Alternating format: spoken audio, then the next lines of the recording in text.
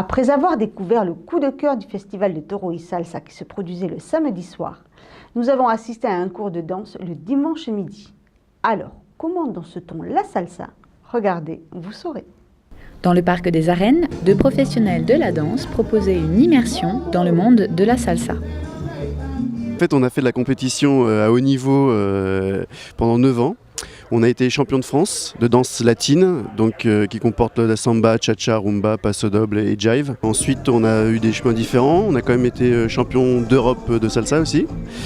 Et on se revoit chaque année maintenant sur le festival Toro y Salsa pour montrer les premiers pas de danse pour que les gens puissent s'amuser le soir durant les concerts. Donc aujourd'hui, on va reprendre les bases.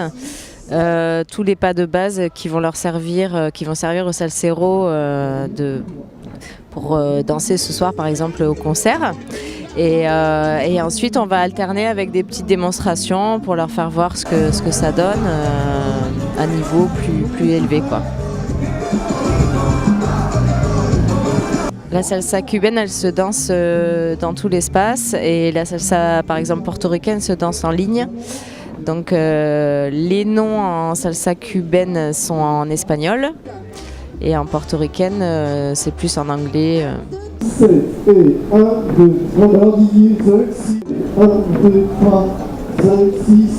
Dans un premier temps, les gens, il faut que ça leur paraisse facile. Donc on commence en solo. On fait ce qu'on appelle des shines. En fait, c'est juste des pas de base qu'on fait doucement et de manière assez ludique. Et en fait, tout doucement, on les amène à pouvoir danser à 2. Donc, parce que après, la complexité, c'est de réussir à 2 à synchroniser les pas et à ce que le garçon puisse guider la danseuse. Donc, on donne quelques petits tuyaux comme ça pour que ça puisse marcher.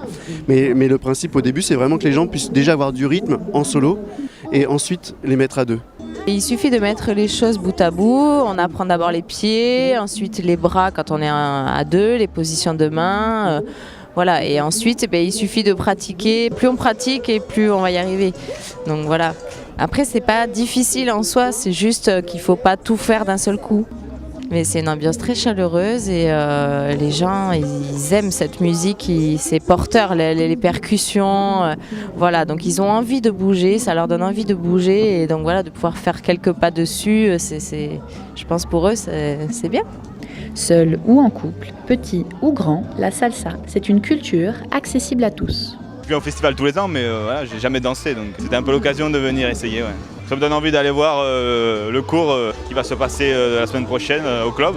C'est très très très sympathique, très agréable.